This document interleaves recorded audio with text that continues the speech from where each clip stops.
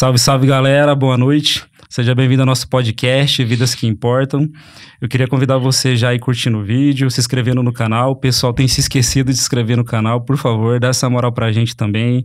Compartilha se fizer sentido pra você também. Comenta os nossos vídeos. Diz pra gente aí o que precisa melhorar. Assuntos que vocês gostariam que fossem abordados também. Pra gente poder trazer essa temática aqui pra virar informação e conhecimento também a serviço da vida, tá? Eu sou o Lucas Lourenço. Estamos aqui diretamente da casa do Tom, o nosso produtor. Tô com meu parceiro aqui, Davi. Boa noite, Davi. Boa noite, Lucão. É um prazer mais uma vez, né? E hoje um tema muito importante aí, né, na sociedade. Faz as honras aí, cara, de apresentar essa pessoa tão especial. Faz, claro. Pessoal, hoje nós vamos tratar a temática da prevenção ao suicídio, definindo também o que é suicídio, o que mais decorrer aqui também dessa conversa. A nossa convidada hoje é um ser de luz, gosto de definir ela dessa maneira. Quando eu encaminho as pessoas para ela, para atendimento, para poder ser cuidada também, eu digo isso, tá? Aqui está um ser de luz, é a nossa referência também, não só em relação ao suicídio, prevenção ao suicídio, mas na questão do cuidado humano, tá? Prazer ter te conhecido em 2018 e ter um vínculo e poder compor o grupo com você lá até hoje, atender na mesma sala que você também é uma honra. E muito bom ter você aqui nesse podcast. Eu narrei no primeiro episódio que você estaria aqui. Que bom que você está aqui. Bom que Cheguei. você veio. Chegou. Boa noite, Lu, tudo bem? Boa noite, meninos. Davi, Lucas, obrigada pelo convite, né?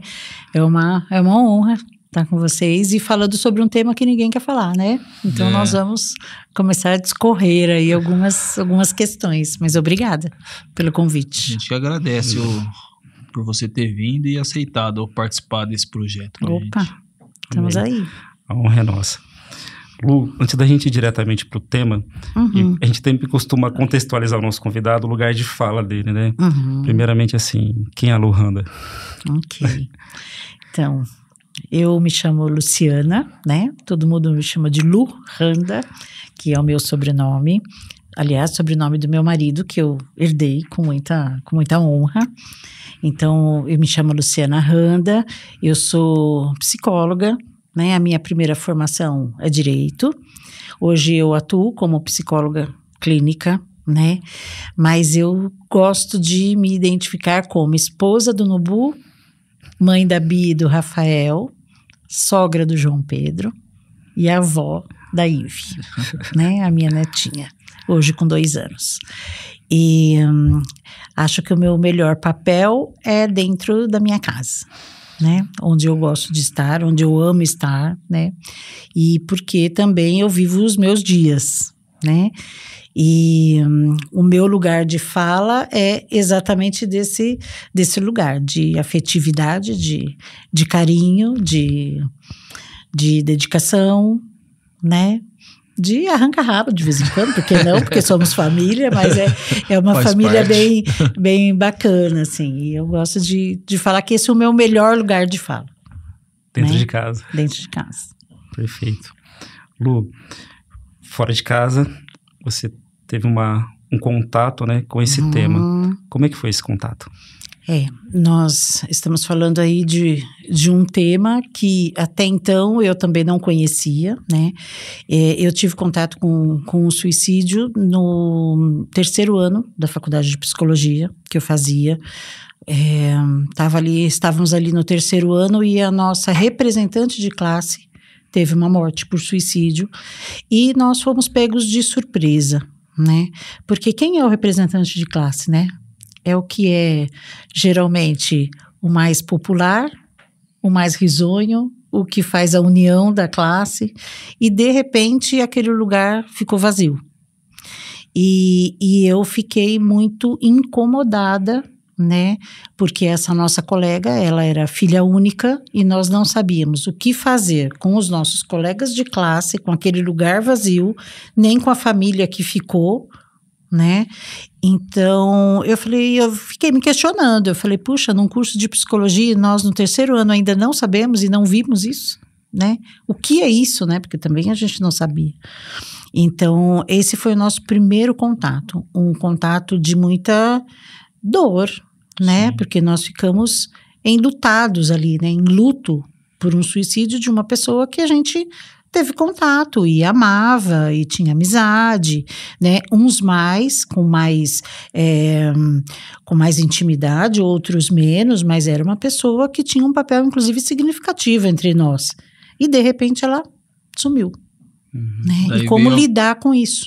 Aí veio a vontade de procurar saber o que era o suicídio. Aí nós fomos procurar estudar, né?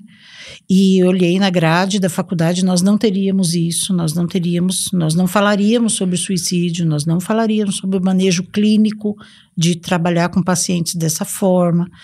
E eu fiquei muito intrigada com isso. Eu acho que foi diante dessa indignação, né, o que me motivou foi essa curiosidade de saber com o que nós estamos lidando, né? E com o que nós estamos lidando?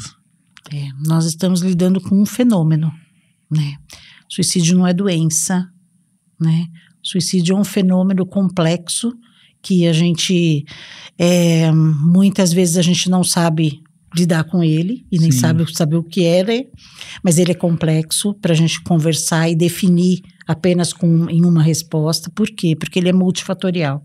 O suicídio acontece diante de diversos fatores, né? E eu gosto muito dessa definição, né, de suicídio, que ele é um ato de comunicação. O sujeito, ele comunica, né, uma dor, um sofrimento, uma angústia.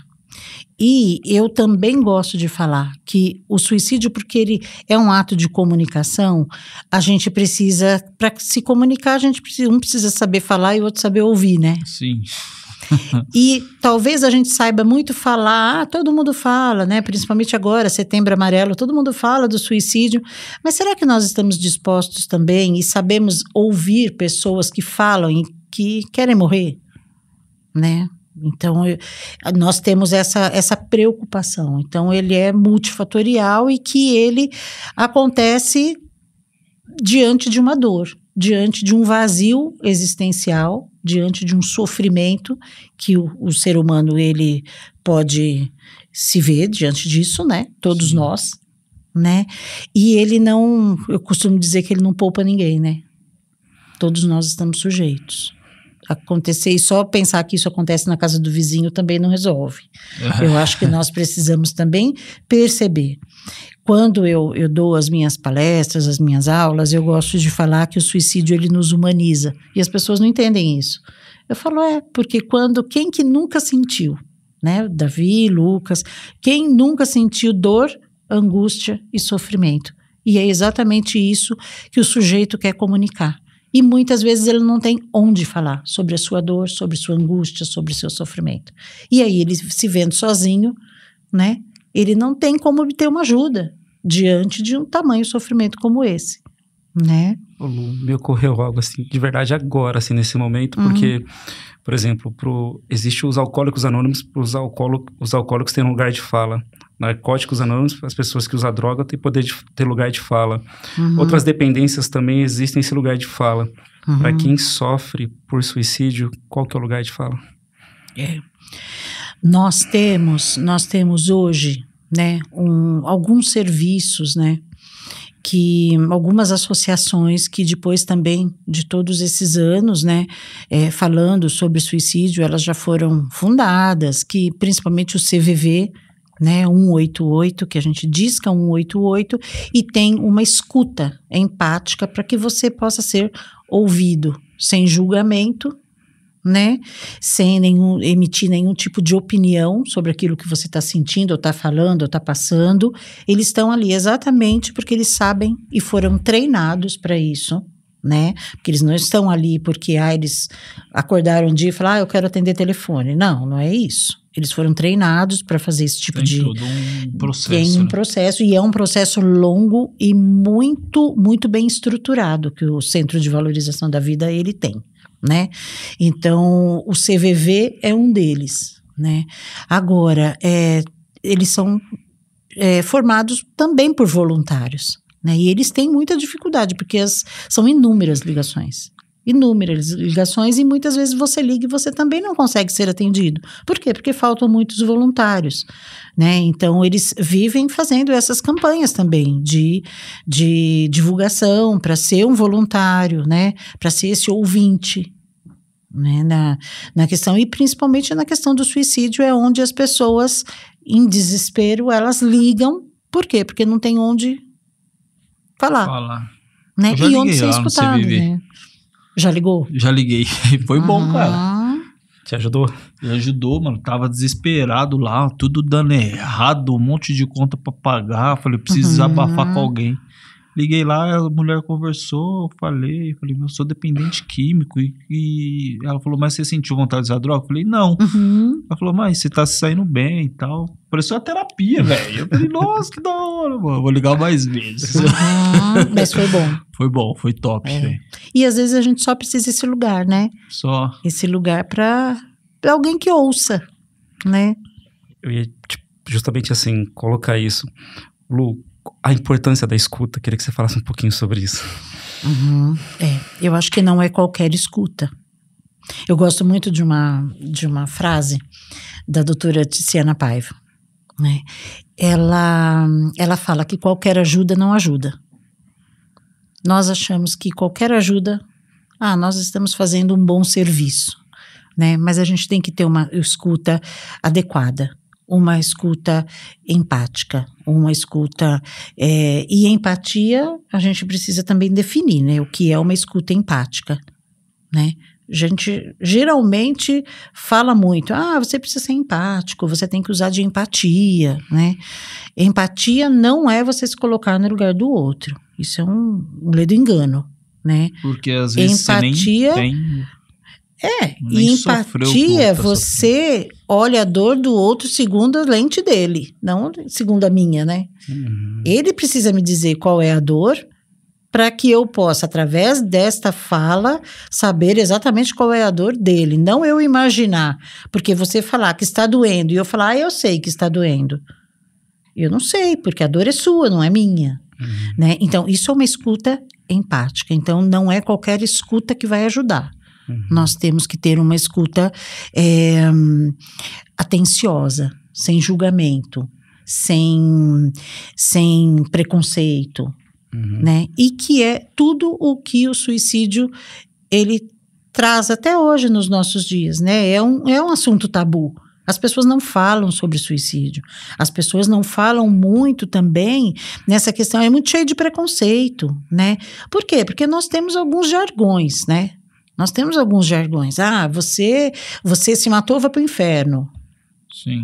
Isso é, né? Isso é um mito. Quem que falou isso, né? Quem que chegou lá e falou que não cheguei no céu, né? Quem comprova isso? Quem comprova isso, né? Então, por quê? Porque nós temos crenças, né? Eu acho que a religião e muitos... Porque o suicídio existe desde que o mundo é mundo, né, gente? Isso não é uma coisa nova. Né? E que isso, ao longo do tempo, as religiões, elas foram também formando alguns conceitos, né?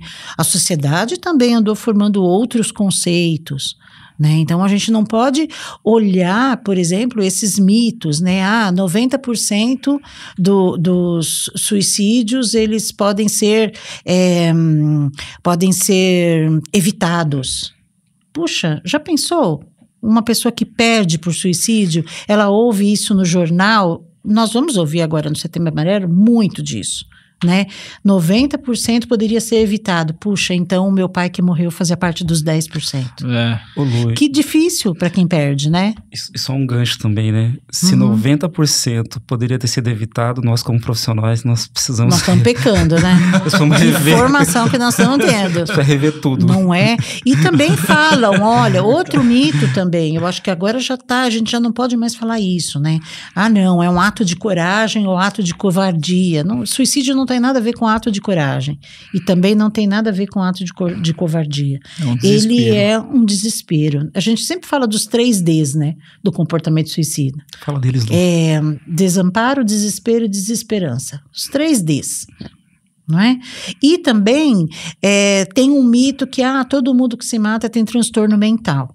Quando sai na mídia, por exemplo, um evento como esse, quando acontece o suicídio, as pessoas já querem saber se a pessoa já tinha depressão. E não necessariamente a pessoa que se mata tem um transtorno mental. Ela pode sim ter. Ela pode. Por quê? Porque o transtorno mental, ele é oriundo de um adoecimento. Ela pode ter, mas não necessariamente ela tinha para ter cometido esse ato. Então, a gente tem que saber o que nós estamos falando até para não gerar mais sofrimento naquele que está buscando ajuda. Lu, e esse é um ponto importante e delicado. Por quê? Essas falas também que ocorrem tanto quanto profissionais desinformados ou dentro de casa, principalmente para a pessoa que está sofrendo isso, é um fator de risco. A pessoa não vai ter esse lugar para falar, ela não vai falar porque não se sente segura para isso. E não vai pedir ajuda. Ela não vai ter esse local de ajuda, né? Se a gente falar, não, você vai lá e lava um tanque de roupa que você melhora. Puxa, como que a gente trata uma pessoa dessa se ela está sofrendo? Né? É mais fácil você falar, me fale onde está doendo para eu tentar te ajudar. Não é muito mais fácil? Hoje em dia tem muito daqueles pensamentos intrusivos, falam bastante disso, né? O suicídio é uma dessas causas também? Eu acho que todo sofrimento, ele pode ocasionar alguns pensamentos intrusivos, né? A pessoa pensou, vai e faz. Por quê? Porque o suicídio, ele é uma das características do comportamento suicida, ele é a impulsividade e a ambivalência, né? A ambivalência, ela é, por exemplo, eu quero morrer e quero viver, né? Eu quero, sabe? Ela fica naquela dúvida, ela não sabe se ela morre ou se ela tira dor, né? Nós estávamos conversando aqui fora do ar, inclusive, e nós colocamos isso, né? Você queria morrer ou você queria tirar a dor? Muitas vezes a pessoa, ela quer tirar uma dor que ela não suporta. Mas se eu perguntar para ela, tá, mas se eu tirar essa dor, você quer continuar vivendo? É claro.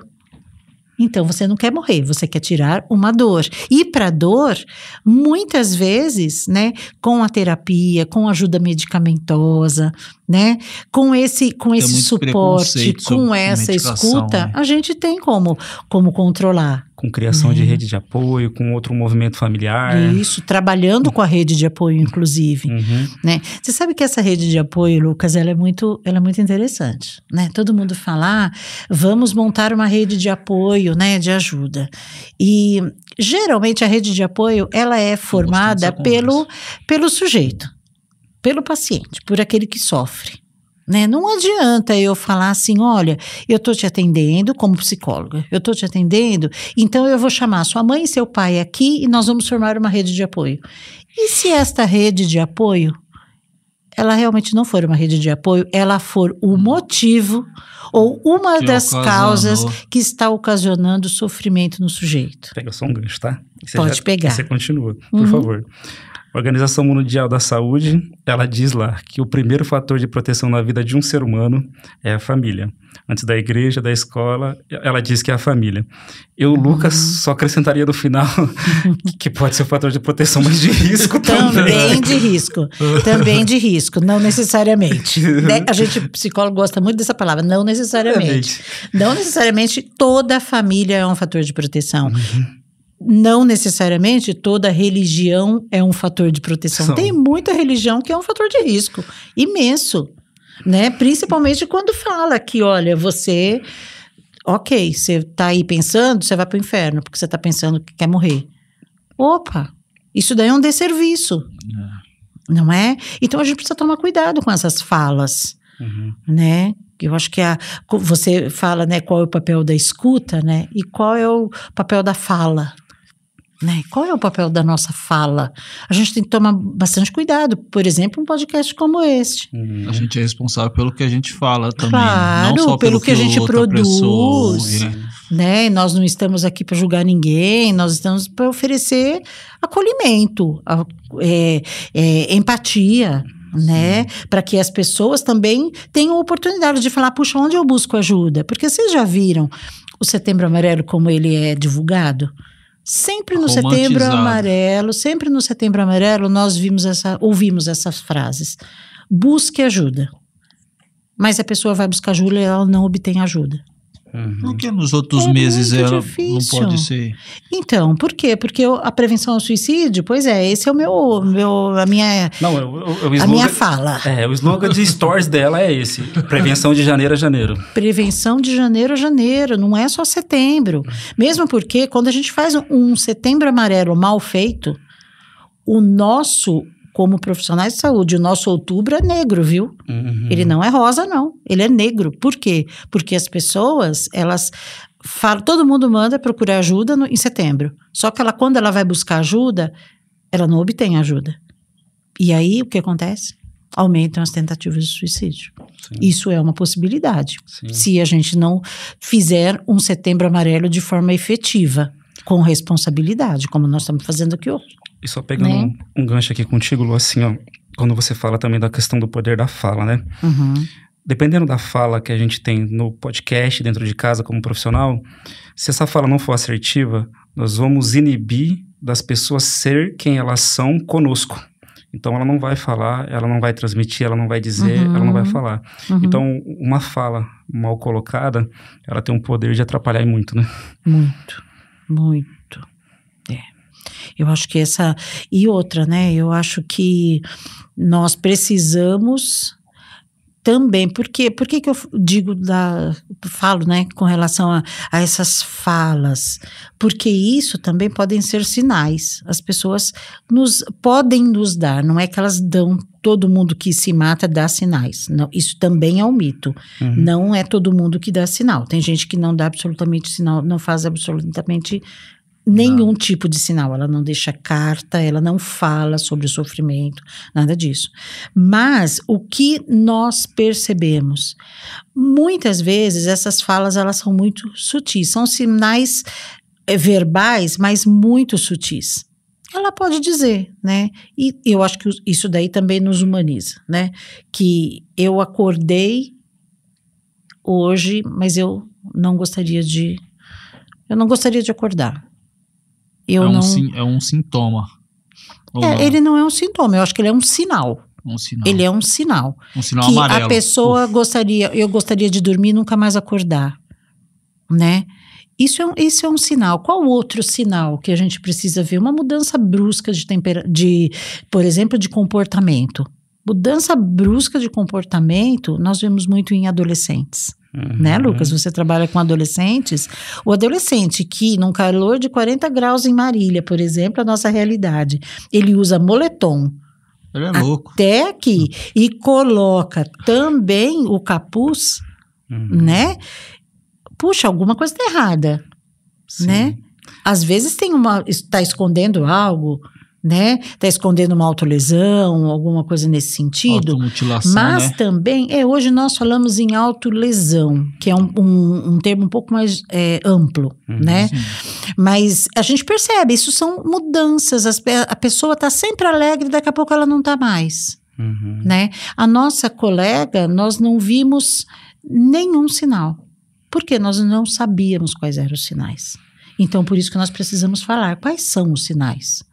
Né? Quais são os sinais? Sinais verbais, nessas falas, né?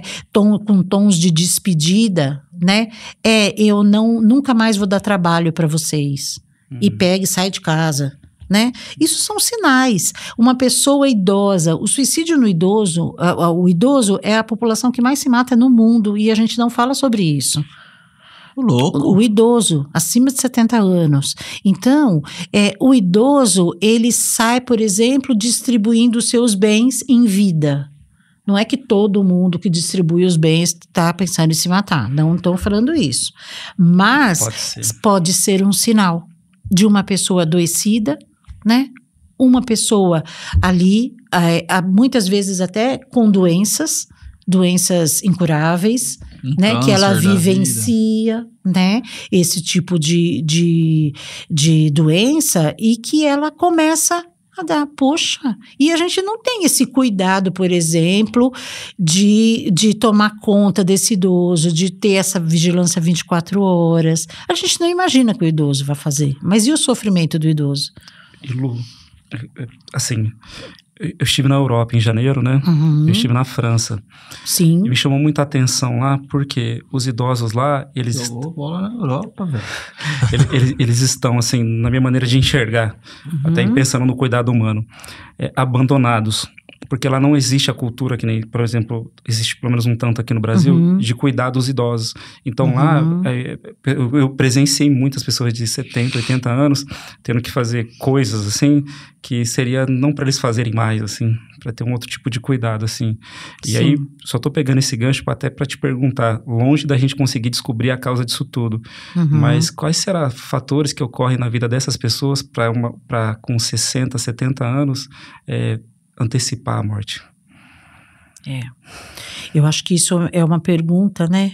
Até uma... Aliás, você tá um bom filósofo, né? É uma pergunta filosófica, né? O que fizemos durante toda a nossa vida, né? Que no fim da vida, né? Porque vida tem começo, meio e fim, né? Sim. Que no fim da vida eu chegue num tamanho sofrimento existencial, na minha existência, que eu perceba que eu não dou conta de lidar, né? O que eu estou plantando, né? Porque a velhice, nós estamos plantando a nossa velhice, né? Cada dia mais nós estamos, um dia, né? Cada vez. Um dia, como é que fala? A menos, né? De vida, e nós estamos chegando cada vez mais perto da nossa velhice, da nossa morte, não é? E como que a gente tem vivido isso? Então, eu acho que isso é uma pergunta filosófica mesmo, né? Como que nós vamos cuidar da nossa vida ao ponto de chegar com 70, 80 anos, né? E falar, puxa, está valendo a pena. Eu estou realizada, né? É uma realização que vale pessoal, a pena, né? E nós não estamos falando de dinheiro, vocês percebem? Nós estamos falando de sentido de vida. Isso, e é nesse ponto que eu também gostaria de pegar um outro gancho, tanto do sentido de vida, tanto até do nosso trabalho relacionado à saúde mental. Sim. Que o foco, talvez, nosso, né? Com esse paciente, para com essas pessoas, né? Seria melhoria de qualidade de vida, né? Porque essa vida não está tendo qualidade, né, Lu? Sim. Eu acho que esse é um ponto muito sério. E foi bom você ter tocado nisso, porque quando nós falamos em qualidade de vida, né? A nossa vida não é feita só de saúde mental, né? A saúde, ela é muito mais ampla, né? E o suicídio, nós não podemos falar, nós estamos falando aqui somente o suicídio numa área biológica, né? Só sobre adoecimento. Mas quantas coisas nos adoecem na nossa sociedade? Nós temos adoecimentos sociais, né? Olha o mapa da fome. Olha o mapa da fome. Olha a questão da nossa moradia. Um monte de guerra no mundo. O desemprego. Questões políticas. Nós temos adoecimento político que olha, é brincadeira, hein? Nossa, a polarização. É brincadeira que a polarização tá pegando, né? O que mais eu recebi por exemplo, nas últimas eleições de adoecimento na clínica, pós-eleição, não estava escrito. E antes do Natal, e sabe por que isso, né? Rompimento de relações, a gente não está mais se relacionando. Por quê? Porque, não, eu sou de direita, eu sou de esquerda, eu não, sabe? E eu não falo mais com quem eu tenho vínculo. Então, a gente coloca em xeque os nossos vínculos para que a gente possa ter razão. Sim. Né? Então, eu estou olhando não só ali para uma questão política, eu estou olhando só para o meu umbigo, eu estou falando a minha convicção política, né? A minha verdade, né? Então, esses adoecimentos, poxa, nós estamos falando de populações, né? Quando você me pergunta meu lugar de fala, eu tenho um lugar de fala, você tem outro lugar de fala, você tem outro, né? Agora, verdade olha o absoluta, adoecimento, né, da população hoje, da população negra. Olha o adoecimento da população LGBTQIA+. Não é? Os indígenas. Quando que a gente fala que o indígena tem esse tipo de adoecimento? Né? Mas não é só um adoecimento físico, ele tem um adoecimento da própria cultura. Quando tem um desmatamento, ele perde a cultura, ele perde o lugar. Ele perde o lugar onde ele mora. Ele perde muito. Ele perde a essência dele. Olha, né? eu não sei dizer o que ele perde, porque eu não sou indígena. Mas eu preciso perguntar para o indígena o que ele perde. Eu não sei. Eu não tenho a mínima. Eu não tenho. Olha, eu não posso nem dizer. Porque é capaz o indígena ouvir isso daqui e vai falar mesmo que não sabe de nada. E se ofender. E não sei mesmo, porque eu não sou. E se ofender. Eu não sou. E eu não posso, por exemplo, quando eu vejo o sofrimento da população negra, por exemplo, eu não consigo atingir isso, porque eu não tenho esse sofrimento. Eu posso ser empática? Eu posso, mas nem sempre de empatia eu vou estar ajudando o outro. Sim. Né? Então, existem questões que é muito mais amplo. Eu acho que o suicídio ele perpassa por essas questões também, políticas, econômicas, né? Da questão do preconceito. Nossa, isso, olha, é muito mais amplo do que a gente fala que é só transtorno mental. Não. Eu acho que transtorno mental é isso aqui, perto do suicídio que a gente tem por aí, da fome, da miséria, do desamparo. Eu ia acrescentar mais um também, né? Sim. Do advento agora tecnológico das redes sociais, Puxa, né? Nós não conseguimos também, né, Lu, precisar também até hoje o impacto da pandemia nesse planeta. Nós sabemos, né? Já temos algumas pesquisas que o adoecimento, ele realmente teve um boom pós-pandêmico, né? Mas nós não temos condições ainda. Porque nós estamos, o quê? Há 3 anos aí lidando com isso, o aumento eu vejo do meu lugar clínica, né? Eu vejo que o adoecimento aumentou. Eu nunca trabalhei tanto na clínica como na pandemia. Nunca trabalhei tanto na clínica como na pandemia. Ah, Lu, mas você trabalhou? Trabalhei online, presencial, tive emergência, urgência, tudo isso. Lu, e esse negócio de que o pessoal fala aí de venderam, né, na pandemia, né, enriquecimento fácil, jogo de tigrinho, esse negócio adoeceu bastante as pessoas também, né? Nós temos tido muita dependência em jogos, né, e agora também essa dependência digital, né, nós temos tido já os transtornos, inclusive o guia de transtornos mentais já já incorporou essa questão dos transtornos de dependência digital. Então, nós precisamos ter esse novo olhar. Né? Isso chega a causar um suicídio também na pessoa ou não? Eu acho que tudo que causa sofrimento, tudo que é em excesso, tudo que não tem o equilíbrio, né? Ele não vai causar, olha só, ele não pode causar danos emocionais? Pode. Ele pode causar rompimentos de laços? Pode. Ele pode. Ele pode causar falência financeira? Ele pode. Tudo isso também não são fatores que podem corroborar para um adoecimento? Então, tudo que pode corroborar para um adoecimento existencial da existência do ser humano, né? Claro, pode culminar no suicídio. Associado, você me corrige se eu estiver errado também na minha fala, por favor, já me corrija agora.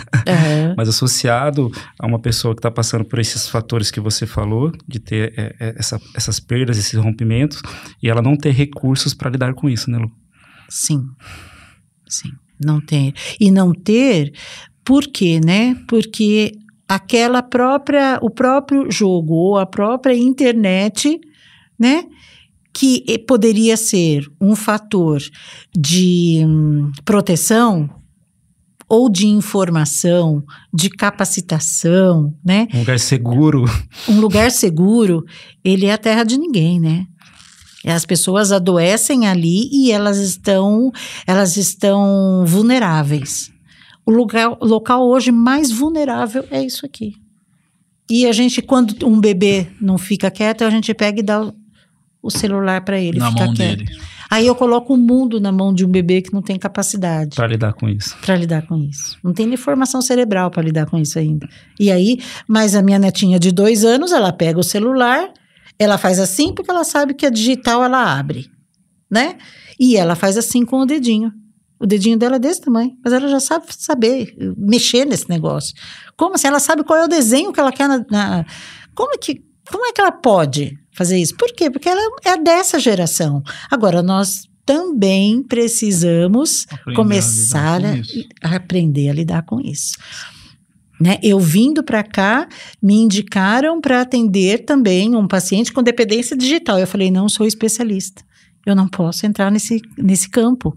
Por quê? Porque eu já tenho especialista em dependência digital. Eu não vou abraçar algo que eu não sou especialista, que eu não tenho, que eu não estudei, só porque, chegou. Não é assim. Tem todo o cuidado da sua parte. Tem que ter um cuidado, tem que ter uma responsabilidade com a formação, né? Então, eu acho que agora nós vamos ter que mudar as nossas grades, né? Dos nossos cursos. Precisamos rever. E só para acrescentar a responsabilidade com a nossa profissão e com a vida do outro.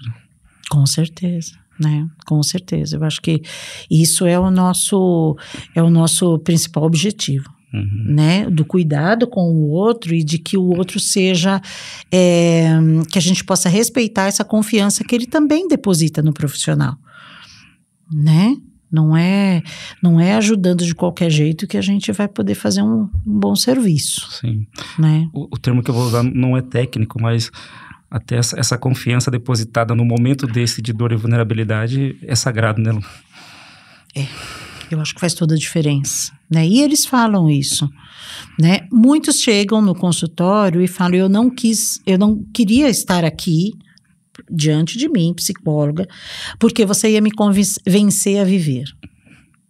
E eu falei, você está errado. Eu não estou aqui para convencer ninguém a viver, porque eu não estou na sua pele, eu não sei qual é a sua vida. Eu não estou aqui. Mas tem muitos profissionais que fazem isso.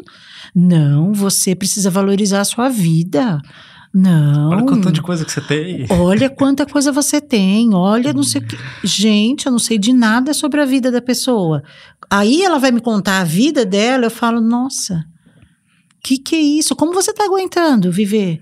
Qual é a sua dor? Quando eu pergunto qual é a dor, é aí que ela se abre. E eu falo, olha, você está enganado, eu não vou obrigar você a viver.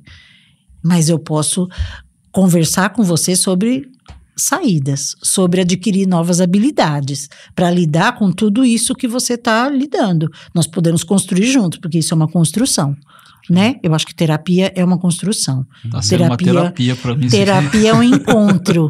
Eu gosto de falar isso.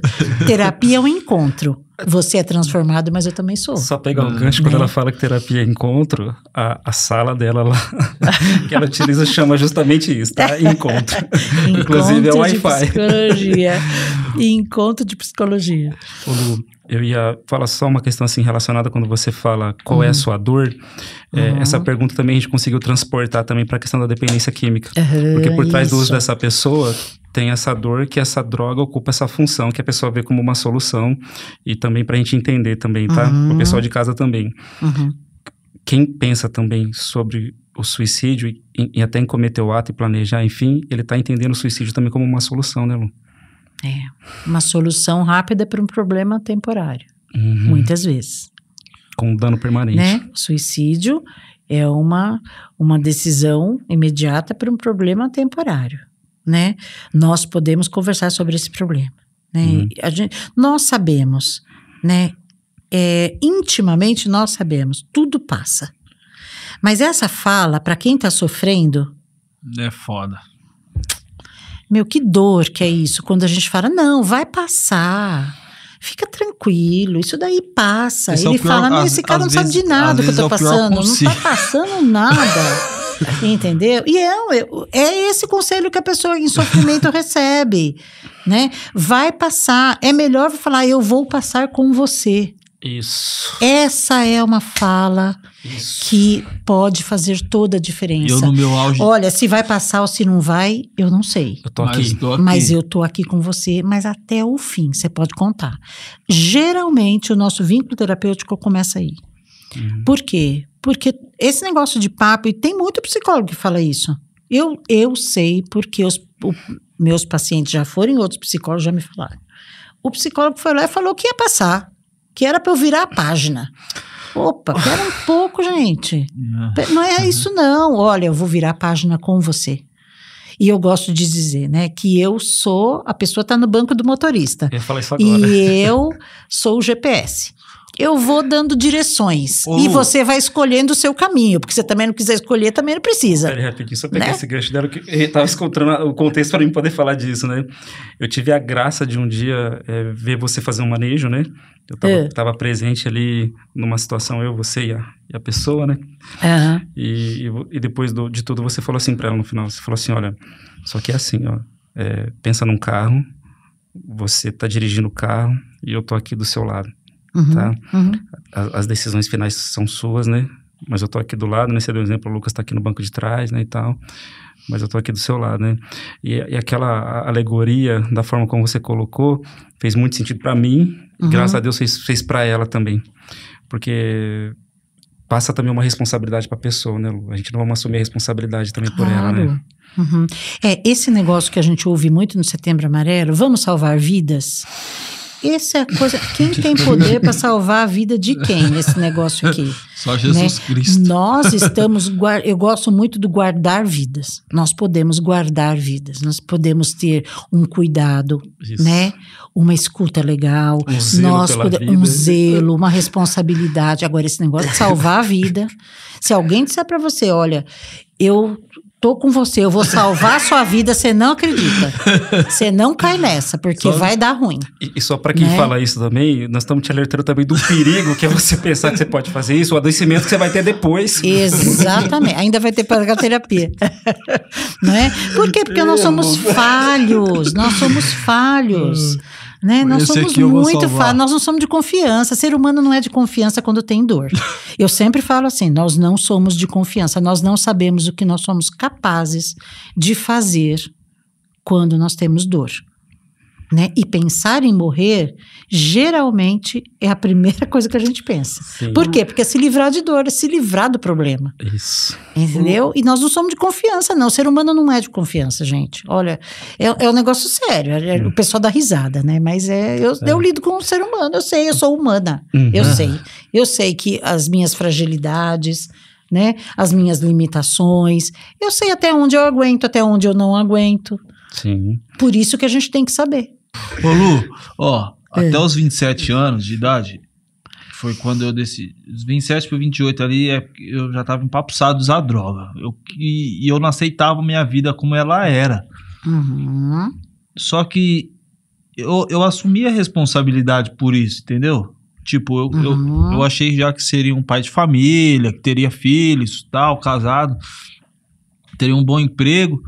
E eu tava na adicção ativa, na favela e nada, e só coisa ruim acontecendo na minha vida. E esse negócio de vai passar, pra mim, ele não sei se ele funcionou, mas eu acredito que sei lá o que eu fiz.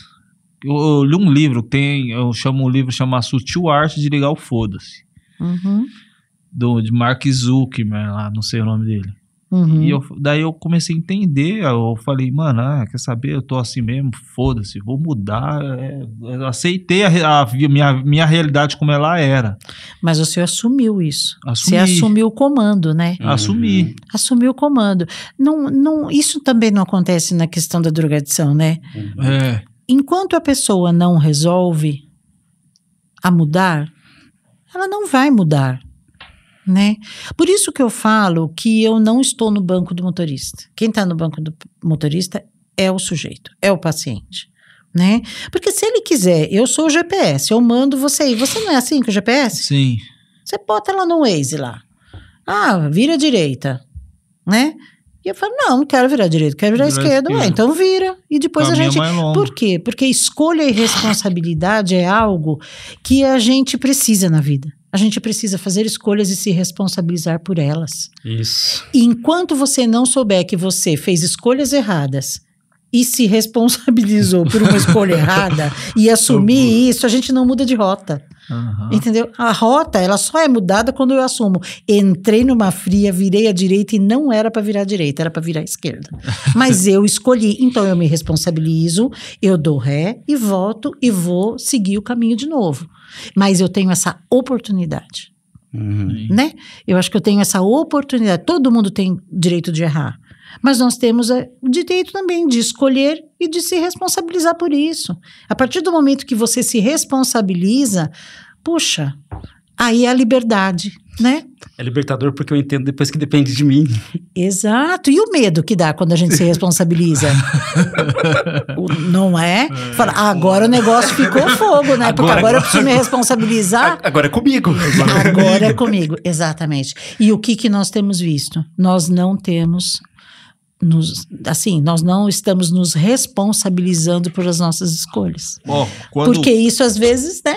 Se você tomou o caminho errado, é duro de também se responsabilizar. A gente tem que colher frutos, né? A gente planta, a gente colhe. Sim. Às vezes a gente precisa. No outro episódio, eu falei que aí eu não tinha, quando na época da drogação, eu não tinha coragem de se matar, eu saía pra rua pra arrumar briga, porque eu não tinha coragem de cometer o ato. Mas isso não é um comportamento autodestrutivo? É um comportamento, mas eu fui descobrir isso depois. Uma vez na minha vida, eu pensei em se matar. Eu tava com os amigos, né? Tava eu e um amigo meu, né? Tava lá no Passo do Lavínia, fumando maconha, e eu tava inquieto. Ele falou, o que foi, Davi? Você tá ansioso? Eu queria correr e pular no buracão. Veio na minha cabeça, vou sair correndo e vou pular no buracão. Tipo, um pensamento intrusivo, só que eu... Foi aí que você perguntou, mas você queria aliviar da dor? Eu falei, depois eu te pergunto. Tá? Aí eu te pergunto, você queria tirar uma dor ou você queria morrer? Eu queria tirar a dor, porque eu era eu ia me casar na época, ia acontecer eu tomar um pé na bunda, e eu não estava assimilando. Não é? Isso. Né? Aí seria uma solução definitiva para um problema temporário? Sim. Né? Hoje você sabe que esse problema era temporário? Era, mas demorou para passar. Foi temporário? Demorou, né? Demorou. Mas passou. Olha só. Ele passa, ele muda de cara, ele muda de cor. Ele se adapta. Né? Nós vamos nos adaptar, de qualquer forma. Nós vamos nos adaptar. O ser humano, ele tem essa possibilidade, né, de adaptação. O ser humano é como um camaleão, então. Né? Mas adaptação não é fácil. A gente não pode pintar de rosa a adaptação. A adaptação, poxa, tem o seu preço. Né? Sem romantizar. Né? E se a gente também quiser um processo rápido, muitas vezes também não é. Né? Porque a gente demora tanto para adoecer. Por que a gente, na hora que tem uma tentativa de suicídio, uma ideação suicida, uma ideia de querer morrer, a gente quer retirar rápido isso.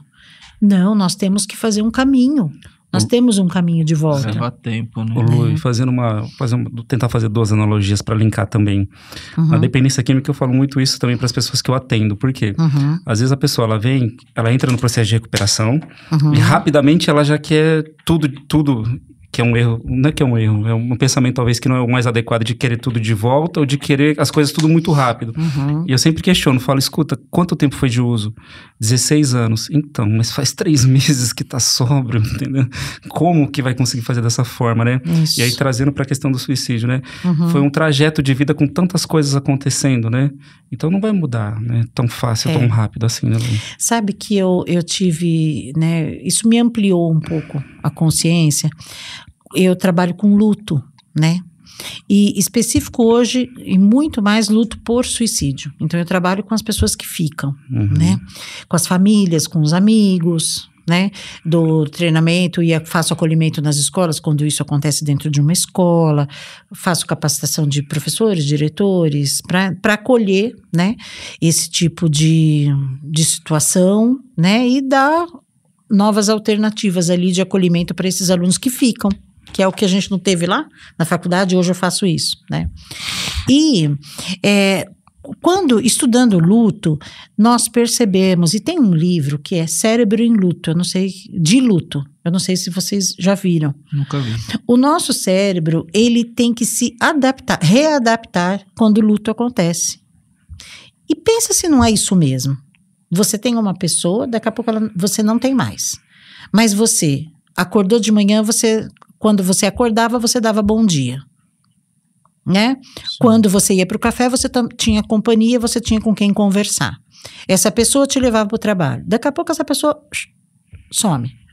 O cérebro não tem que se adaptar a essa ausência? E por que neuroplasticidade é o nome disso daí, né? E ele faz, ele tem. Nós temos isso, nosso cérebro, graças a Deus, ele tem, né? Só que, percebe que isso não é da noite pro dia, não é você tomando um comprimido que, opa, mudou, agora eu já sei, agora eu tô sozinha, agora eu viro a página. Não é assim que a sociedade nos trata, quando no luto é assim, seja ficar ou seja tive... Essa venda do imediatismo é foda. Não, né? e também de uma sociedade que ela é Tudo líquida. Maravilhoso. E eu não posso fracassar, eu não posso me colocar como vulnerável, eu não posso chorar, eu tenho que ficar feliz o tempo todo. Então é a questão da felicidade, né? Eu tenho que ser feliz o tempo todo. E quando você passa por um luto, por exemplo, suicídio tem muito disso, né? Como que a pessoa vai virar a página? Olha, vira a página. Por quê? A sociedade, quando você tem uma perda, você enterra seu ente querido, passou uma semana, você continua chorando, as pessoas já perguntam, mas você ainda tá chorando? Lógico, pô. Oxi. A pessoa teve 50 anos de casado, aí o marido morreu. Aí, não, ela tem que, uma semana ela tem que se refazer de uma vida de 50 anos. Como que a gente exige isso? Mas essas são as falas que... É desumano isso. É tão desumano porque não é humano, né? Porque isso gente, não acontece desse jeito, né? Não funciona assim. Não funciona, até para o animal. Não funciona assim. Ele tem o seu processo de luto. Não tem? Processo, o animal fica triste, o cachorro fica triste quando o dono morre. Se ele souber onde é o cemitério, ele vai lá. Não é? Então, olha só aí, por que a gente tem essa pressa? Nós estamos apressados, nós temos pressa na cura, nós temos pressa em resolver problemas, nós temos pressa em ouvir, né? Na escuta. Nós não podemos ter escuta apressada quando a gente fala de suicídio. Sim. A gente tem que ter tempo. E dica, né? Isso, quando ela fala de não se apressar, você vai entrar se você tem o WhatsApp da Lohana, tá escrito lá, não apresse o rio, tá? É verdade. Você nunca pode empurrar o rio. Eu tinha até esquecido que eu tinha colocado essa frase. Inclusive é um livro, tá? Exatamente. O Poder da Paciência, o livro, né? Você não pode empurrar o rio. Esse é o livro. Não apresse o rio. Não apresse o rio. Não apresse o rio. Eu acho que é isso, não vamos apressar. Eu acho que ele tem um curso, né? E principalmente quando a gente fala em adoecimento, ou mesmo questões raciais, questões na questão da homofobia, né? Eu acho que a gente provoca alguns adoecimentos, com as nossas falas, né? A nossa sociedade tem nos provocado adoecimentos. Ô Lu. Né? E a gente precisa ter... Só não que pode é uma ter luta pressa. de séculos, né? Mas a gente tem que... Nós vamos conseguir, mas nós não podemos ter pressa com isso. Também não. Né? Não podemos ter pressa, nós precisamos insistir, persistir, continuar. O podcast, o fato de você estar aqui hoje, nós aqui é para isso também, para levar isso para mais pessoas, porque nós precisamos transformar isso de uma forma de informação, né? De contato humano e dessa maneira.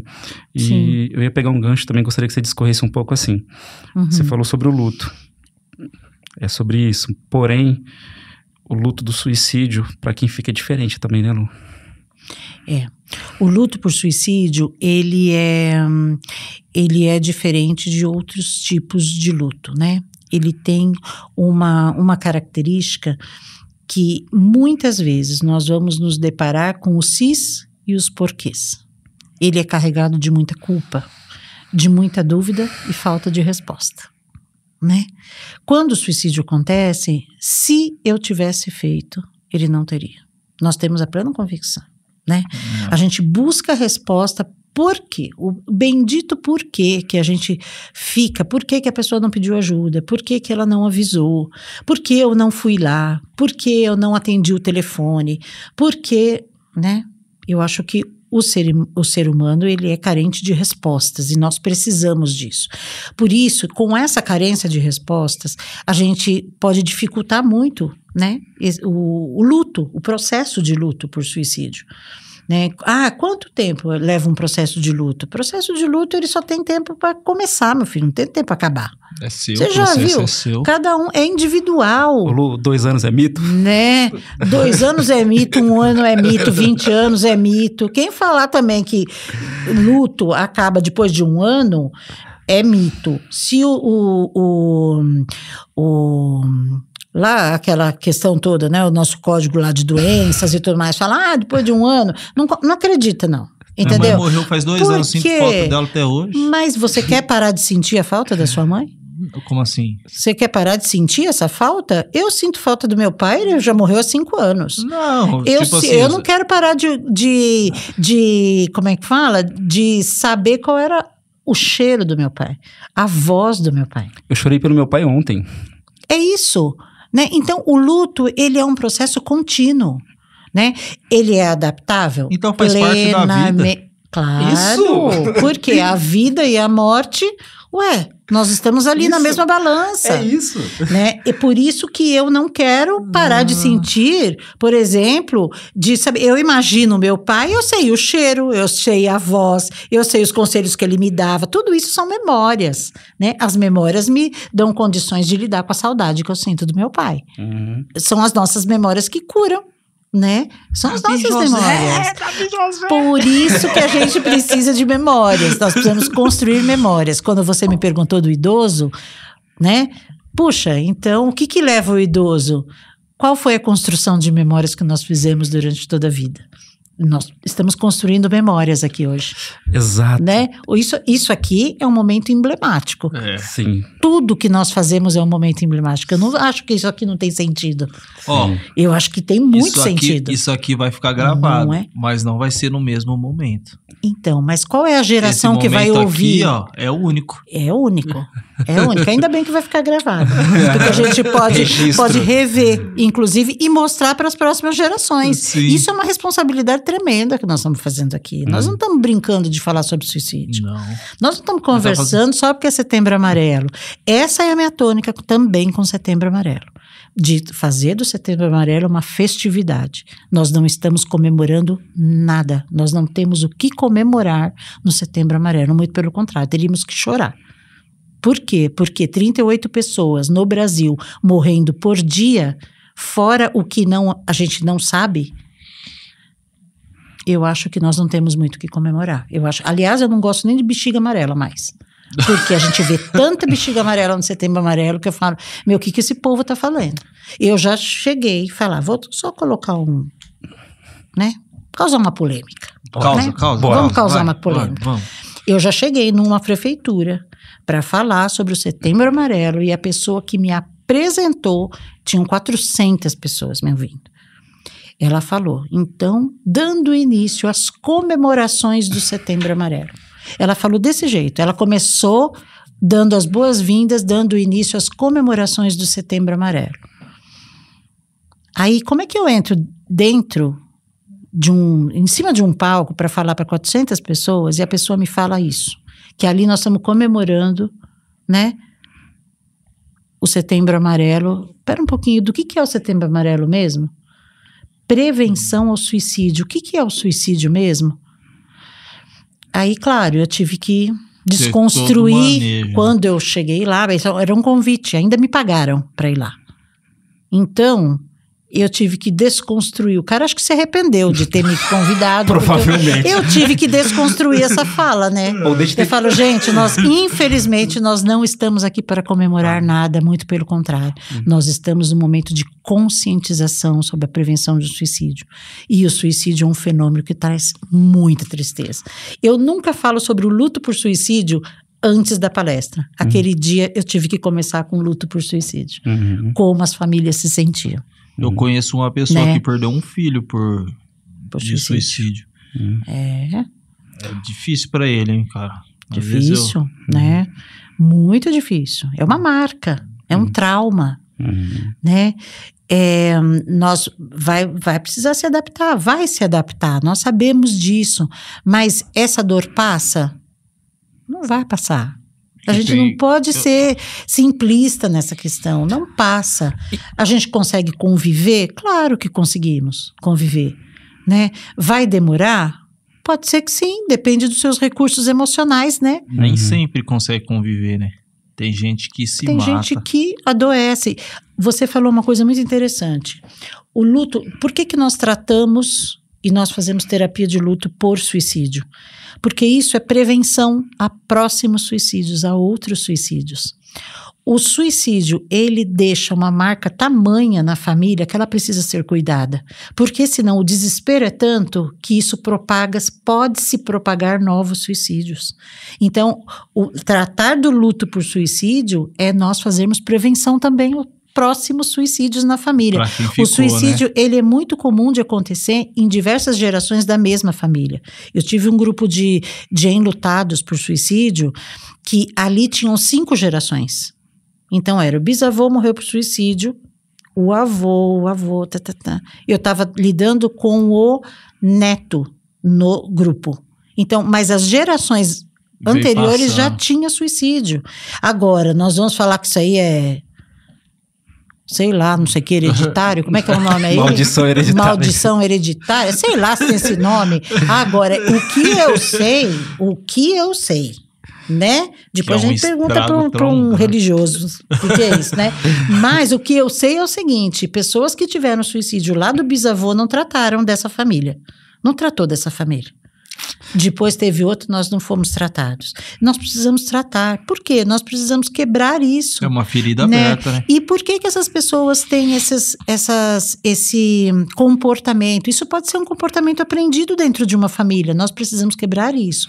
Porque isso não é um comportamento, né? Isso pode ser um comportamento suicida, mas que a gente precisa tratar. Ele é tratável também. E aí, quando você fala a importância de tratar, porque é um comportamento aprendido. Pode ser. Pode ser, né? Pode ser um comportamento aprendido. E uma forma de solucionar situações e problemas. Isso. Como é que eu soluciono? Né? Eu tive uma falência, o meu avô faliu, agora eu fali o meu negócio. Meu avô se matou, então também vou me matar. Não é? Olha que coisa, que relação é essa? Né? Não, o vovô não se matou porque... E aí que vem o fator, aquelas questões multifatoriais do suicídio, né? Ele não se matou por causa só da falência da empresa. Ele se matou por conta de múltiplos fatores. A falência pode ter sido a gota d'água, de um fruto de um adoecimento. Ninguém se mata porque a empresa faliu. Ninguém se mata porque se separou. Ninguém se mata porque desmanchou o noivado, né?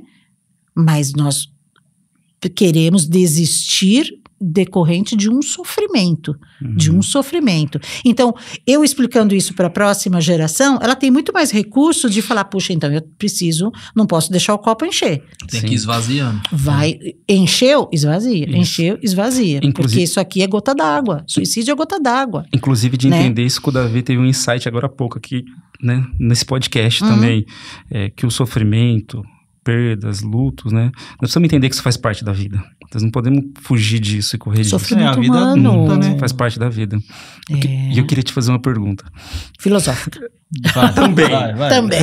Vamos ver. Filosófica. Qual é o nível? Dentro da sua experiência de vida, do que você estudou e até clinicando. Para você, tá? O que é tristeza? O que é tristeza? Né? Eu acho que a tristeza, ela pode vir de diversos aspectos, né? O que eu acho que é tristeza, você não acha o que é tristeza. Eu acho que o que me abate, né? O coração abatido, né? Eu imagino, pela minha vivência, que o coração abatido, ele me deixa vulnerável. E quando nós estamos vulneráveis, nós não somos de confiança. Estamos em risco? Muito. Nós não podemos, então, não é que nós não podemos ficar tristes. Nós podemos. Tristeza é uma emoção. E nós precisamos validar todo tipo de emoção. Não existe. Sentir ela. Não existe emoção positiva e negativa. Isso não existe. São emoções. Eu vivo numa simplesmente montanha-russa, emoções. Mas existem emoções que nos deixam vulneráveis e outras que não nos deixam vulneráveis. Você gosta de sentir tristeza? Gostar não, mas ela faz parte da vida. Sim. Ela faz. Você vai experimentar ao longo da sua jornada? Eu já experimentei e vou experimentar ainda. E experimento todos os dias. Hoje eu experimentei, mas eu também experimentei alegria. A gente pode experimentar todo tipo de emoção e sentimento né, durante o dia, durante a nossa existência. Né? Agora, também como é que eu lido, né? Eu tenho recursos emocionais para lidar com tristeza. E não estou falando isso porque eu sou psicóloga, não. Eu tenho como ser humano. Todo ser humano tem, né? Para lidar com alegria. Porque também excesso de alegria também não é bom. Excesso de tristeza também não é bom, né? Então, tudo em equilíbrio. Eu acho que nós temos essa condição. Em sobriedade, né? É, a própria sobriedade. Né? Eu acho que isso é legal. Por quê? Porque senão a gente acha que a gente não pode ficar triste. Sim. Nós podemos ficar tristes. Eu acho que, aliás, tem momentos que ela é bem-vinda. Inclusive traz até né? humanidade e realidade. Claro, claro. Se a gente não ficar triste, a gente é um sociopata, né, cara? Eu acho que não é isso. Eu acho que a gente fica vulnerável. Fica assim, eu sei quais são as emoções que me deixam vulneráveis.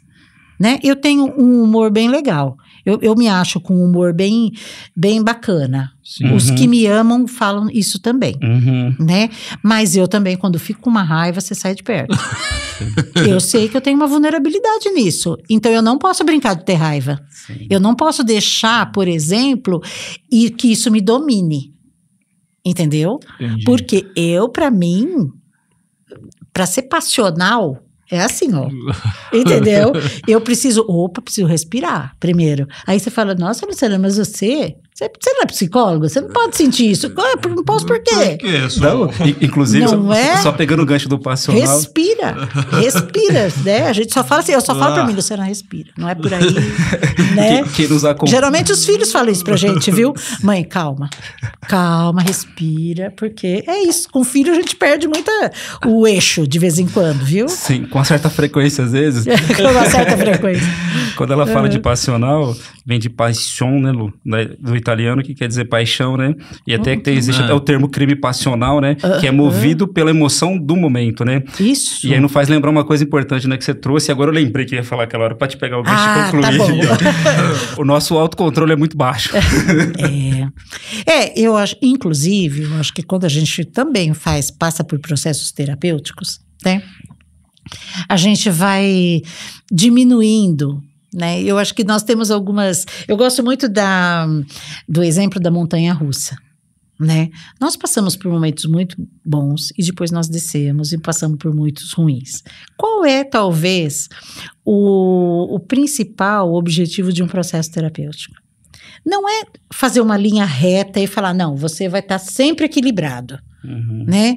Não, é diminuir essa linha de cima e a linha de baixo. E fazer cada vez essa onda virar uma marola, sabe? A marolinha não é assim do mar, né? Eu acho que é isso. Mas a gente sempre vai ter um alto e um baixo. Senão, se a gente... o que significa linha reta num eletrocardiograma? Óbito. Morte. Óbito. Exato. Então, nós só vamos ter linha reta, esse pleno... Na hora que morrer, e acabou. Se você quiser fazer da sua vida uma linha reta hoje, não dá, você está no lugar errado. Porque viver tem essas implicações, né? De a gente viver emoções que vão nos estabilizando e desestabilizando também. Quando eu erro, eu fico triste, mas minha vida, mas no dia a dia eu fico irritado rápido e fácil, hein?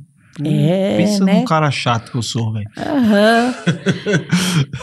Vai fazer terapia. É bom. Vai saber por quê, né? Por que será que a gente fica irritado tão rápido? Não, às vezes pela situação que tá acontecendo na vida. Às vezes é autocontrole. Às vezes é uma impulsividade que eu tenho. Mas isso me faz querer mudar, sabia? Te impulsiona, né? Te impulsiona. É isso aí, você usa... para um momento bacana. Sim, só para você saber, Lúcio. É bíblico isso aí, sabia? Romanos 12:2. Não vos deixeis Esqueci. Não vos acomodeis com este mundo, mas vos transformei pela renovação da vossa mente. Metanoia. Falei ontem. Metanoia. É isso aí. Só pra você entender, a última vez que ele foi fazer terapia nasceu esse podcast. Ah lá, tá vendo? É isso. Tem dessas coisas. E que fique registrado que ele não pagou a sessão. Foi de graça. E não vou pagar. Não vou. Ô, Lu, eu tô cobrando até hoje. E não recebi. Ô, Lu, mas eu queria te perguntar uma questão importante também. O que é o grupo de prevenção ao suicídio de Marília? Tá. O grupo de prevenção, ele é um movimento, né, de voluntários com psicólogos, assistentes sociais, enfermeiros e professores, e ele presta atendimento psicológico social à população em sofrimento, geralmente com comportamento suicida, na sua maioria das vezes, e sofrimentos extremos, né? Nós temos aí mais de 40, 50 voluntários já treinados para lidar com a demanda do suicídio, e esses psicólogos atendem, né, em suas clínicas, por um valor social, geralmente pessoas em vulnerabilidade, aquelas que não podem arcar com atendimento psicológico integral, né, valor integral.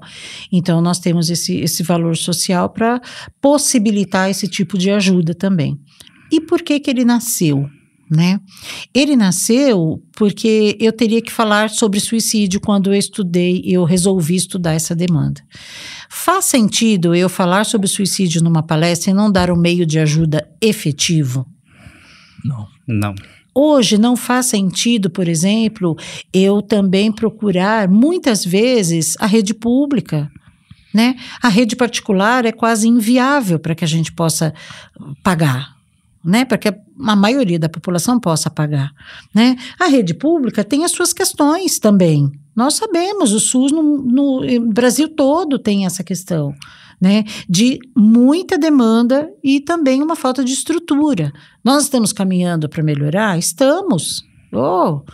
Quiçá a gente tem aí um sistema que a gente consiga zerar filas de espera para atendimento psicológico, para atendimento psiquiátrico, né, com contratação de profissionais. Agora, você acha justo eu ir falar para numa palestra e dizer, busque ajuda, busque lá o seu posto de saúde, você tem uma fila de 5 anos para fazer uma terapia? Não dá tempo, isso é urgente, né? Então, eu quis complementar isso. Para essas coisas tem que ter pressa, né? Tem que ter pressa. Né? E ele surgiu justamente por conta dessa pressa. Isso tem que, né? E de falar, eu preciso sair daqui, o meu telefone geralmente toca pós-palestra e fala, eu preciso desse atendimento. E eu tenho que ter quem vai suprir. Entendeu? Então, ele surgiu exatamente da nossa necessidade de acolhimento, de escuta e de oferecimento de uma ajuda específica, técnica, né? Teórica. Sim. E tudo mais. Ô Lu, então quer dizer que essa necessidade que você trouxe, da causa inclusive, o valor social para tornar isso acessível. Acessível àquelas pessoas que realmente não conseguem pagar, né? Ela não pode ter, claro, um convênio médico, quem paga convênio médico pode pagar uma consulta particular, né? Mas é de pessoas vulneráveis, né? De que realmente não estão conseguindo, por outros meios, né, arcar com esse tipo de... E outra, isso facilita também, né? Eu acho que quando você tem um valor social, facilita inclusive a família ajudar, um vizinho ajudar. A adesão ao tratamento. Adesão, né? A adesão ao tratamento. Então, e a pessoa, e também valorização, não só adesão. Porque também, o que nós percebemos, quando você também oferece de graça, a pessoa muitas vezes ela também não dá valor. Ela entende que não tem valor, infelizmente. Né? Então, nós colocamos isso, inclusive, para valorizar os nossos voluntários, que eles estão se dispondo, abrindo suas clínicas para atender e tudo mais. Eu acho que isso também é uma boa, né? Eu acho que valoriza esse trabalho de todo mundo. Né? E até a participação, né, do paciente. Sim. No sentido também de colaborar dessa outra forma também. Isso. E você sabe que quando a gente montou o podcast, desde o primeiro episódio até esse de hoje, a gente já colocou tanto o flyer do grupo de prevenção ao suicídio e a colo de mãe, porque nós estamos tratando de matemática, mas também nós estamos indicando, né, o meio de ajuda. Exatamente. Porque senão vai ficar, assim, ficaria assim, quase que uma falácia, assim, sabe? Esses caras estão falando para eu buscar ajuda, mas eu vou buscar ajuda onde? Esses caras têm que dar conta do que eles estão falando. E nós vamos ter que dar conta. Temos que ter responsabilidade. Uma responsabilidade, exatamente. Né? Uma pessoa em sofrimento que ouve a gente conversar e se identifica, por exemplo, e fala, puxa, eu gostei desse negócio aqui, de fazer terapia, de buscar ajuda e tal. Eu tô com esse sofrimento, tô pensando em desistir. Mas eu tenho um número ali naquele lugar, tem um número que eu posso ligar. Né? Então, e as redes sociais hoje facilitam muito. Nós temos as redes sociais do próprio grupo, hoje está se tornando, inclusive nós fundamos agora, no dia 30 de agosto, o Instituto de Suicidologia e Luto, em Marília, né? Então esse grupo se transformou num instituto de pesquisa, de capacitação, né? De profissionais, de atendimento psicológico também, palestras e tudo mais, e grupos. Capacitação. Né? Capacitação, treinamento, eu acho que é isso. Né, profissionais da saúde, nós não temos essa formação nas nossas faculdades, nas nossas graduações. Então, a gente precisa capacitar, né? Mas é isso. Então, nós estamos agora com esse desafio do Instituto, né? Com novos desafios, com novos voluntários, né? Com novos sonhos, né? Nós demoramos 8 anos para montar o Instituto, agora nós temos novos desafios também, novas responsabilidades também, né? Lu, isso aí. Queria só que também, se você puder discorrer para a gente um pouquinho, fatores de proteção, por favor. Ok. Nós já falamos alguns, né? Eu acho que a família pode ser um fator de proteção, a religião, né? Qualquer tipo de grupo religioso, né? Não fanático, mas que possa realmente ofertar, né? Uma ajuda específica, cuidado, né? O fator de proteção também, o que nós percebemos, né? É a qualidade de vida, né? Como nós estamos tratando das nossas existências, né? O que a gente tem visto, né? Vamos então tomar conta para o copo não transbordar, né? Então nós vamos buscar ajuda mesmo. Eu acho que isso é um fator de proteção, né? Muito grande. Como a gente tem vivido, né? Eu acho que a gente tem feito isso. Tem outros fatores de proteção também, que são, muitas vezes, um animal de estimação pode ser um fator de proteção. Né? Eu já indiquei para muitos pais, compre um animal de estimação. Por quê? Porque ele tem a responsabilidade também de acolher e de alimentar, ele tem uma maneira de ser útil, né? Quem dependa. Eu acho que isso também são fatores de proteção, né? Filhos são fatores de proteção, podem ser fatores de proteção, né? Mas também, como nós falamos, a religião também pode ser um fator de risco, a família pode ser um fator de risco. Então, a gente precisa dosar esses fatores de proteção aí, para cada caso, né? Para o caso concreto, né? E atribuindo algo que você disse no começo muito importante. Quem vai definir se é fator de proteção ou não é a pessoa. Opa, ela que vai escolher, né? E ela vai escolher rede de apoio. Né? Nós é que vamos descobrir quais são os fatores de proteção mais indicados para determinados casos, né? Eu acho que é isso também. Lembrando também, né, que o que nós estamos dizendo aqui não é uma regra, né, Lu? Para todo mundo, né? Não é uma regra.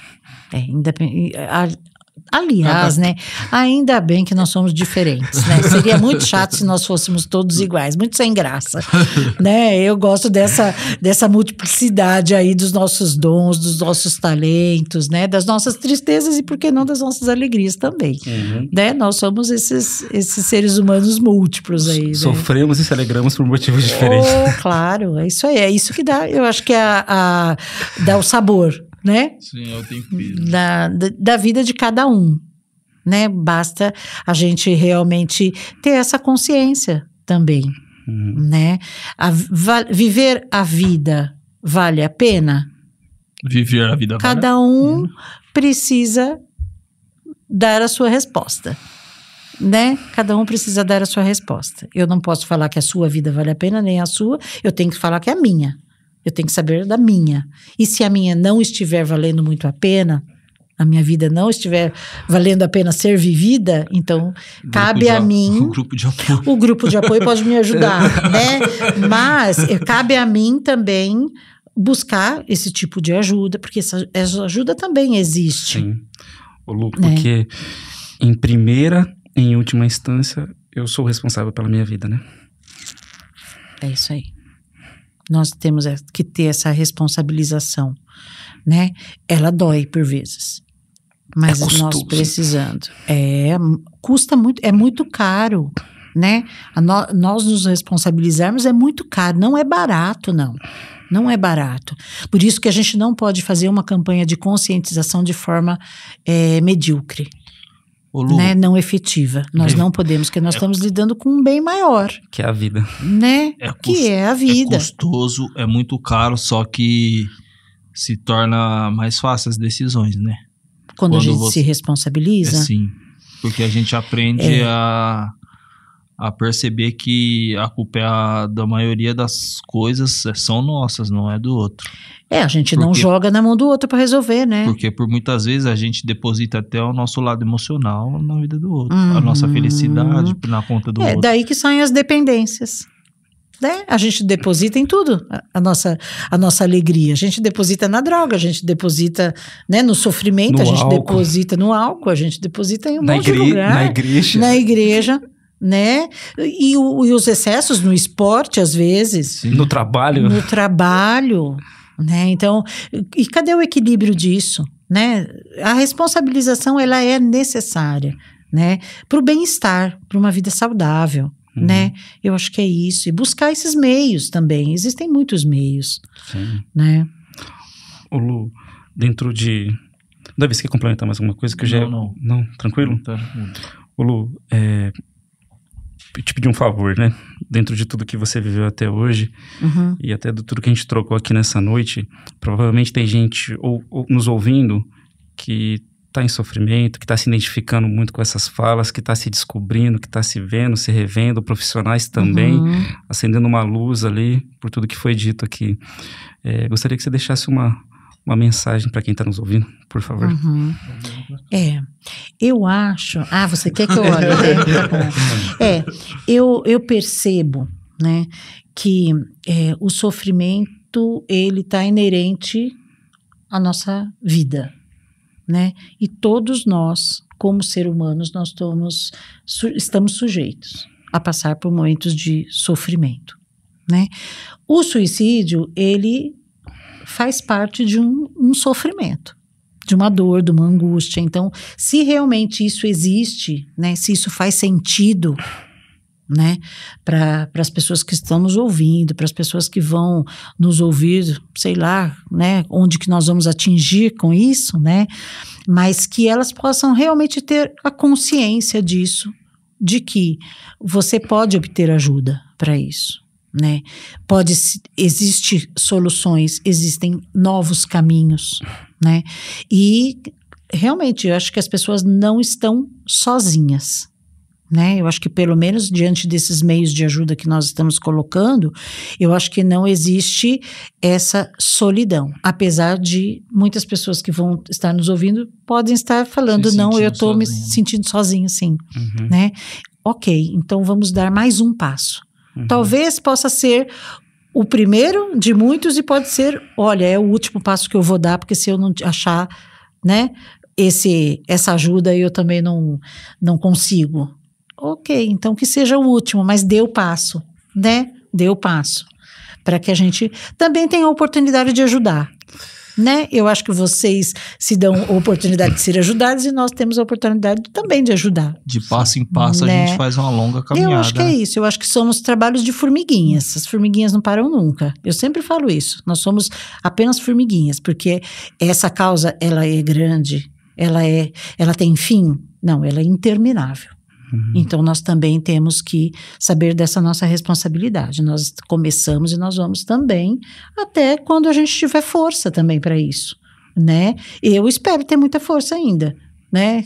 Então, a gente vai tendo esses caminhos, a gente vai se cuidando, a gente vai bolando outras questões, de outras abordagens, outras estratégias para que esse trabalho também continue, porque a gente sabe também a utilidade disso. Né, um trabalho efetivo, né? Então, acho que buscar ajuda e uma ajuda especializada, eu acho que é o caminho. Perfeito. Lu, mas eu não quero deixar isso acabar. Você tá percebendo que eu tô prorrogando o máximo que eu posso. Tudo bem, tudo bem. Essa é para quem perdeu alguém, seja o profissional, ou seja a própria família que perdeu essa pessoa pelo suicídio. Você, geralmente, num primeiro contato com essa família ou com esse profissional, você faz uma pergunta para a pessoa que você já alivia muito a dor dela com a resposta, né? Quando você pergunta, né? Mas se você soubesse ou se você tivesse lá, né? Você, né? Fala isso, fazendo favor. Você lembrou bem. Eu sempre falo, né, que como o luto por suicídio, ele é carregado de muita culpa, a gente geralmente procura, né, fazer essa indagação de que se você tivesse tido condições, ou se você soubesse que o desfecho seria o suicídio, você teria feito tudo ao contrário. E com certeza as pessoas falam, claro que teria. Né? Então, mas quando a gente não tem oportunidade de fazer, também fica difícil de ajudar, né? Então, por isso que a gente realmente precisa falar sobre isso. Quando as pessoas não falam, a gente também fica impossibilitado de oferecer ajuda, né? E eu acho que a culpabilização na questão do luto, ela é bastante grande, mas não que exista a culpa, porque muitas vezes não existe culpa alguma, né? A gente fica com esse sentimento, né? E que nós percebemos que toda a resposta do suicídio vai com aquele que se mata. Nós não vamos ter todas as respostas. E que isso, muitas vezes, vai angustiar e vai atrapalhar esse processo de luto, porque a falta de resposta também pode nos atrapalhar, né? Mas a resposta vai com aquele que se matou. E a gente agora, o que nós vamos fazer com o que ficou, né? Com as nossas memórias, com as nossas faltas, né? Com o nunca mais, porque o que nos atrapalha o luto é o nunca mais. Sim. Né? Como é que eu lido com isso, né? E por isso que a gente também oferece esse tipo de apoio no luto por suicídio, né? Então, buscar ajuda para isso num processo também de terapia de luto é muito importante, para a gente começar a ser acolhido quando todo mundo já desistiu de ver, a gente chorar, da gente reclamar, da gente sentir dor, da gente sentir saudade. O terapeuta não enjoa, né? As outras pessoas perdem a paciência, não tem mais, mas o terapeuta, ele não enjoa. Por quê? Porque isso faz parte do processo de luto. Inclusive, né? Todas as sessões que é tratada e a pessoa fala, e às vezes até em versões diferentes, o que houve, todas são verdades, né, Lu? Opa, não é? E cada um com a sua verdade. E cada um com a sua verdade. Cada um com a sua verdade, é isso aí. Né? Respeitando a verdade de todo mundo. Eu acho que isso é muito legal. Não tenha algo que uma pessoa venha para nos falar e que fala, não, você não está correto. Para ela é uma verdade e está tudo bem. Tá tudo bem. Não precisa ser a minha, mas é a dela, e a gente precisa respeitar, né?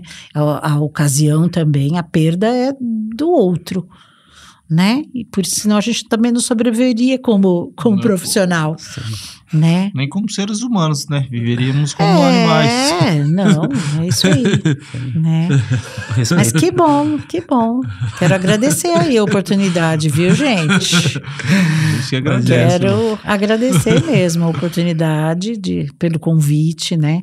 Espero que a gente realmente possa ter muito trabalho depois do nosso... Tomara que o telefone do Zeninho toque o dia inteiro. Eu acho que é isso. Eu acho que a gente trabalha para isso, né? Não que tenha mais suicídio, mas que tenha mais pessoas acolhidas. Eu acho que muitas, né? E quanto mais demanda aparecer nesse sentido, do que você está contextualizando, é sucesso no sentido de mais pessoas entendendo que precisam de ajuda e estão buscando, né, Lu? Claro, é isso aí. Aí o nosso objetivo está sendo alcançado. É isso, daí o trabalho está fazendo sentido. Perfeito. Né? Gente, só para finalizar aqui, eu conheci a Lu em 2018, e quando eu conheci ela, né, vocês ouviram narrando no primeiro episódio uma tentativa de suicídio que eu tive. E 4 anos depois eu conheci ela numa palestra, foi o primeiro contato que eu tive com ela. E na palestra que ela estava nos dando ali naquele momento, eu consegui identificar algo em mim que eu não tinha identificado ainda. Que foi o fato de que, antes de eu tentar o suicídio, nessa ambivalência que ela trouxe, eu deixei meu celular do lado e tinha o rosto da minha namorada. Na época namorada, hoje esposa, né?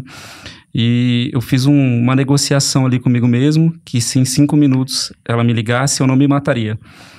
E se ela não ligasse, eu me mataria. E era uma segunda para terça, era de madrugada, eu nunca tinha contado isso para ninguém, nunca falei o que estava acontecendo comigo, ela não ligou, eu tive a tentativa de suicídio, né? E depois eu fui entender que esse comportamento de deixar o telefone do lado, esperar se a ligação ou não, é que eu estava querendo não, eu estava precisando me sentir amado, né? E eu descobri isso através da palestra da Lu, e daí começou o nosso contato, graças a Deus, né, Lu? Até hoje temos esse vínculo aí, inclusive trabalhando junto, graças a Deus, Sim. trabalhando junto com ela. E eu queria dizer uma coisa para vocês, tá? Pai, mãe, pessoas em geral que estão nos vendo, né? É muito perigoso quando uma pessoa não se sente amada, tá? É perigoso um ser humano sem amor, sem acolhimento, tá? Nós precisamos se cuidar, se amar, demonstrar com ato concreto, né? De repente, entre falar eu te amo e dar um abraço, né, Lu? Dá um abraço, né? Dá um abraço. O ato concreto, o abraço, ele vale mais. As atitudes valem mais. E nós precisamos demonstrar mais isso uns aos outros, né? Tanto amar e ser amado, tá? Nós precisamos perder até o medo, né? Tanto o medo de amar, quanto o medo de ser genuinamente amado, tá bom? Lu, obrigado demais por esse podcast, tá? Verdade, foi espetacular. Eu que agradeço. Para mim também foi ótimo, foi muito bom.